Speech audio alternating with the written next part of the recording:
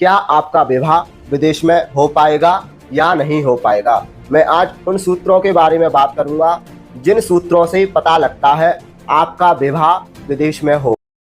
नमस्कार, राधे राधे। प्रिय दर्शकों, आज पुनः उपस्थित हुआ हूं। काफी टाइम से मैं वीडियो नहीं बना पा रहा था क्योंकि मैं अपने गांव में चला गया था। कुछ निजी कार्यों के कारण मैं गांव में रहा और फिर बारिश होने लगी, जिसके कारण मैं वृंदावन नहीं आ पाया। और अब मैं आपके सामने आ चुका हूं और आज मैं बात करने वाला हूं जो लोग विदेश में विवाह करना चाहते हैं, विवाह विदेश में कब होता है, कुंडली में कौन से योग बनते हैं जब आपका विवाह विदेश से होगा। तो दोस्तों, सबसे पहले मैं आप सभी को थोड़ी सी बेसिक जानकारी अवश्य दूंगा, क्योंकि जो सूत्र मैं आप सभी को बताऊंगा उन सूत्रों को समझने के लिए आपको कुछ बेसिक जानकारी अवश्य पता होनी चाहिए। जैसे कि यहाँ पर एक विशेष जानकारी मैं आपको दूंगा जो है राशि, राशि के स्वामी। तो देखिए, 12 राशियां होती हैं और उनके अलग अलग स्वामी होते हैं। तो देखिए, आपको स्क्रीन में भी दिखाई दे जाएगा कौन सी राशि का कौन सा स्वामी होता है। जैसे कि मैं आपको बता दूं, मेष राशि का स्वामी मंगल होता है और वृश्चिक राशि का स्वामी भी मंगल होता है। उसी प्रकार वृष राशि का और तुला राशि का स्वामी शुक्र होता है। इसी तरीके से जो है प्रत्येक राशि का प्रत्येक स्वामी ग्रह अलग होता है। तो आपको स्क्रीन में दिखाई दे रहा होगा। और मैं आप सभी को बता दूं, कुंडली में द्वादश भाव होते हैं, जो कि आपको द्वादश भाव दिखाई दे रहे होंगे। कुंडली में द्वादश भाव हमेशा एक जगह पर ही रहते हैं, ठीक है। और द्वादश भाव में हमेशा राशियां ही बदलती रहती है। तो आज मैं बहुत ही महत्वपूर्ण टॉपिक पर बात करने वाला हूं, तो आप सभी को इस वीडियो को लास्ट तक जरूर देखना होगा। देखिए, सबसे पहले मैं बात करूंगा जो हमारा द्वादश भाव होता है वो विदेश का भाव होता है ना।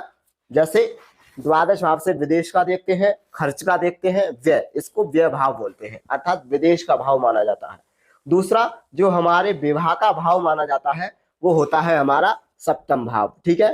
तो सप्तम भाव है ना, और द्वादश भाव को ही हमें देखना है अपनी कुंडली में, हमारा विवाह विदेश में होगा या नहीं होगा।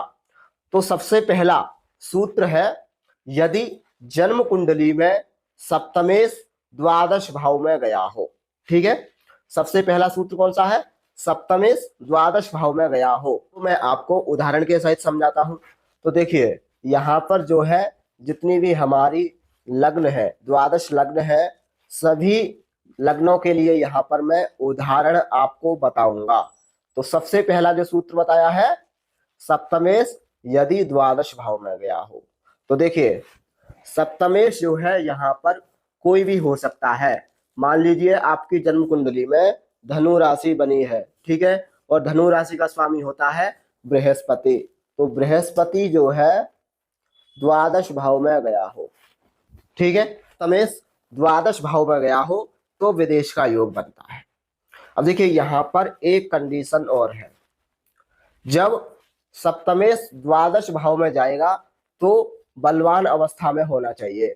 जैसे कि बृहस्पति यहाँ पर जो है मीन राशि में हो, ठीक है, या फिर जो है धनु राशि में हो, ठीक है, या फिर जो है बृहस्पति कर्क राशि में हो तो उच्च का हो जाएगा, ठीक है, उच्च का हो जाएगा। तो यहाँ पर जो है जो आपके विवाह का योग है बहुत ही प्रबल बन जाएगा जब सप्तमेश जो है अपनी ही राशि में बैठा हो या उच्च राशि में बैठा हो। तो यह जो आपका विदेश का योग है बहुत ही प्रबल बन जाएगा। तो आपका विवाह जो है विदेश में अवश्य होगा अगर आपकी कुंडली में यह योग बन रहा है तो। अब देखिए, ये जो सूत्र बताया है मैंने, प्रत्येक लग्न वाले व्यक्ति को बताया है, प्रत्येक राशि वाले व्यक्ति को बताया है। तो मैं आपको उदाहरण के सहित भी समझा देता हूं। देखिए, मान लीजिए यहाँ पर मैंने धनु राशि लिखी थी, ठीक है, यहाँ पर जो है अगर मेष राशि हो, है ना, वृष राशि हो, मिथुन राशि हो, कर्क राशि हो, सिंह राशि हो, कन्या हो, तुला हो, वृश्चिक हो, धनु हो, मकर हो, है ना, कुंभ हो, मीन हो, ठीक है। तो जब भी यहाँ का स्वामी द्वादश में जाएगा, या तो वो अपनी राशि में बैठा हो या फिर जो है उच्च का होकर के बैठा हो, तो आपका जो विवाह का योग है विदेश में जाने का प्रबल बन जाएगा। आपका विवाह 100% जो है विदेश में ही होगा। तो आपने पहला सूत्र समझ लिया होगा, जो कि मैंने प्रत्येक लग्न वाले व्यक्ति को बताया है, प्रत्येक सप्तम भाव में राशि पड़ रही है व्यक्ति की, उसके लिए भी बताया है आपको किस तरीके से देखना है। और यदि आपको समझ में ना आए तो आप मेरे से डायरेक्टली कांटेक्ट कर सकते हैं, स्क्रीन पर नंबर आपको दिखाई दे रहा होगा। अब हम आते हैं दूसरे सूत्र पर। तो देखिए दूसरा सूत्र है हमारा, यदि भाग्येश द्वादश भाव में गया हो तब भी जातक का विवाह है ना विदेश में होता है। तो आप कहेंगे भाग्येश द्वादश में जाएगा तब विवाह का कैसे योग बनेगा जो कि हमारा विवाह विदेश में हो पाएगा। तो देखिए भाग्येश का मतलब है भाग्य।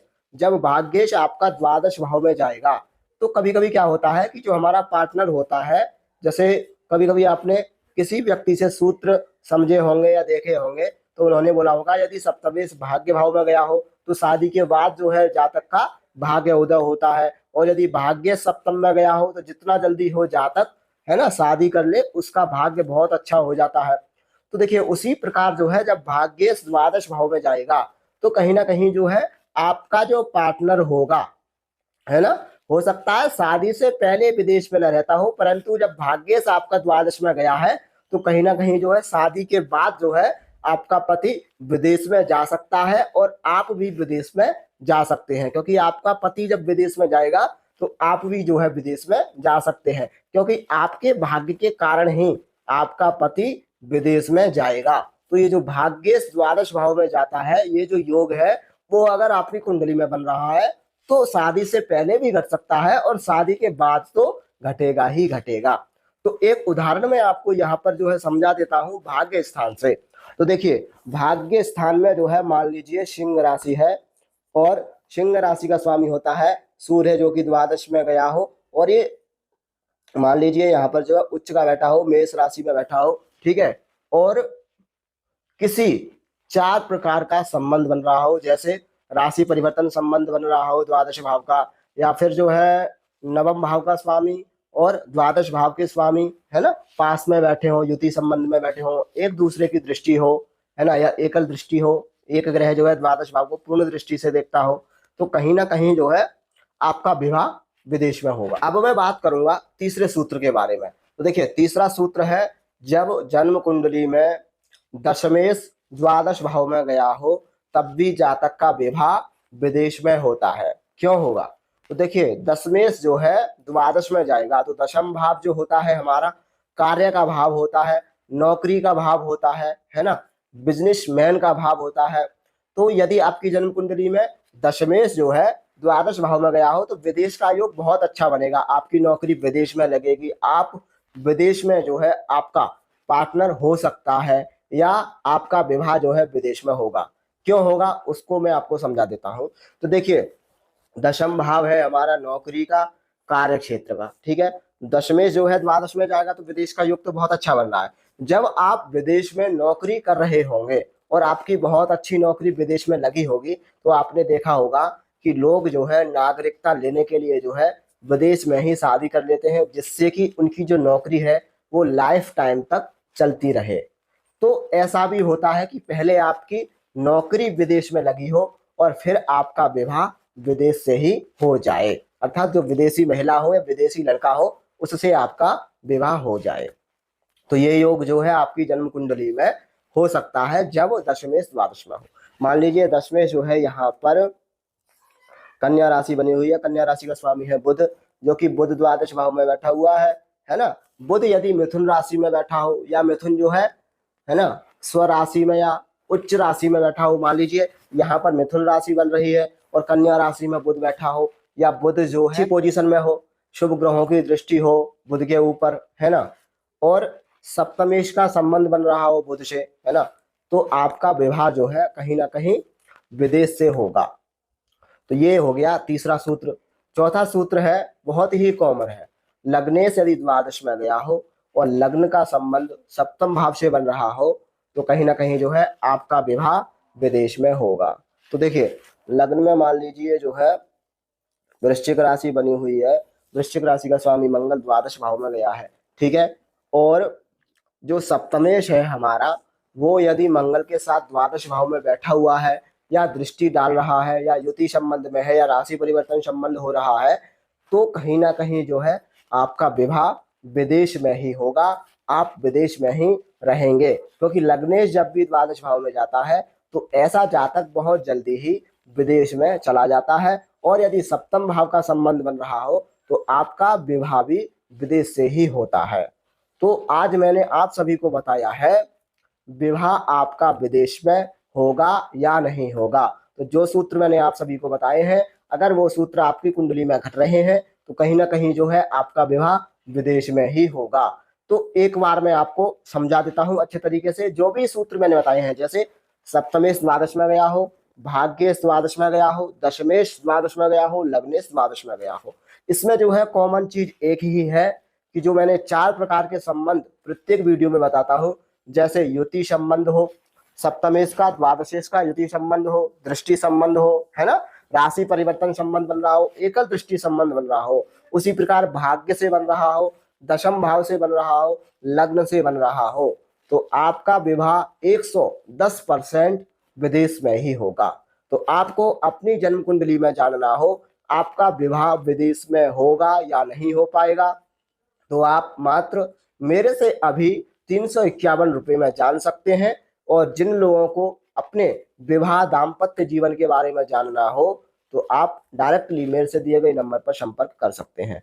तो अगली वीडियो में मिलूंगा। थोड़ा सा मेरा गला बैठा हुआ है, आवाज थोड़ी सी आपको साफ नहीं सुनाई दे रही होगी, परंतु मैंने बहुत प्रयास किया है, मैं आपसे बहुत ही अच्छे तरीके से मैंने प्रयास किया है आपको वीडियो अच्छे तरीके से समझ में आ जाए।